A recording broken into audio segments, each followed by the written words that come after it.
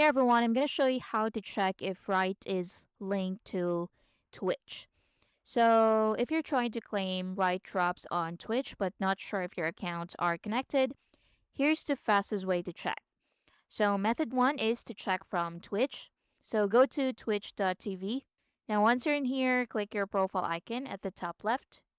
Next, what you need to do is to go to settings. Now, go ahead and click on connections. Scroll down to Riot Games. So look for Riot Games in the list. If you see Riot Games connected, so if it says disconnect, that means you're already connected. So your Twitch account is already linked. If it's not there, you'll need to connect it first. So I'm going to show you how later.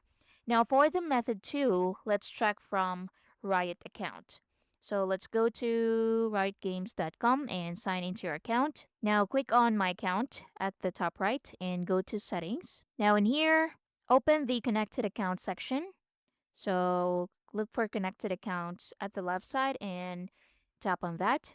So here, check if your Twitch account appears in here. So if Twitch is listed, that means the link is active.